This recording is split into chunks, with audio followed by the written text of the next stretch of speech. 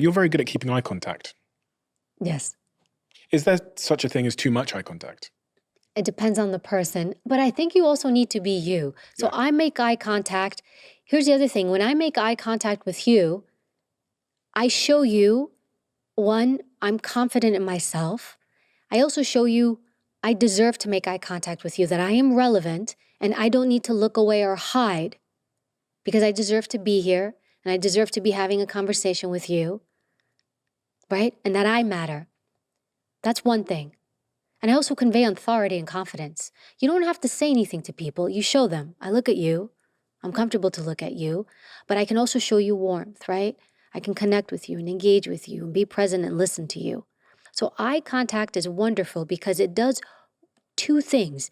It makes you feel relevant and it makes me relevant also. And it's another way to convey my authority without having to tell you, hey, you know what? I'm in charge. I don't need to tell you. I show you. What about, can I trick myself and other people into thinking I'm confident if I'm not? Because there's all this stuff about like the Superman posture where you can kind of make yourself bigger and look in people's eyes. But when I reflect on my early years when I was least confident, for some reason, I couldn't get anyone I was pursuing. I never knew why, but then it changed at about 24. And it doesn't correlate to like money or success necessarily. It correlates to my opinion of myself. And it was almost like magic. When I look back and I thought, fucking hell, like I got rejected over and over and over again. Even though I read all the books, I read up all the pickup artistry books, I read The Game, I read all of these books that had the tips, tactics, and tricks to fake it. But it wasn't until I genuinely believed that I was high value that I had real success with the opposite sex. And so it left me with this feeling that you can read all the tips, the tricks, the eye contact, the body language, but maybe none of it works because there's 1,000 other non-verbal micro expressions that are communicating you're low value, you don't believe in yourself, you're not worthy, that overpower that we can't really control. And the reason it changed at 24, 25, 26, 27 is because I genuinely felt like I was good enough for them. But I'm often wondering, like, how does someone change the core of themselves, whether it's as a leader, a manager, in a relationship, that very core of you? Because in my life, it was actually just this like long, grueling process of building myself. It was at the retiring from caring so much about actually getting any of these people and just building up this real internal fortress. And then everything else took care, the body language, the eye contact, the way I walk into a room, it all took care of itself.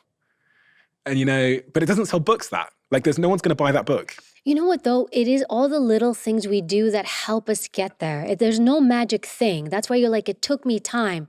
And what it was all the little things along the lines that came.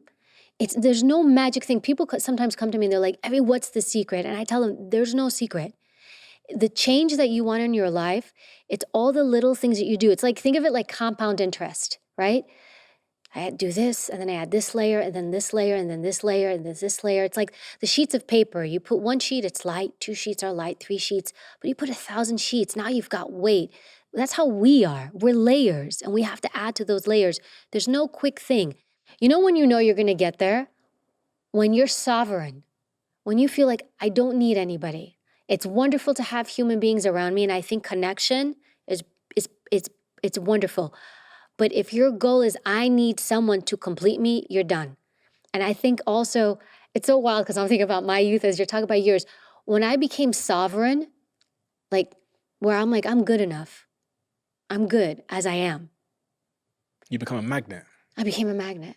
People are like, well, I wanted that. Yeah. I want to be around that. I want to be around her. Everywhere.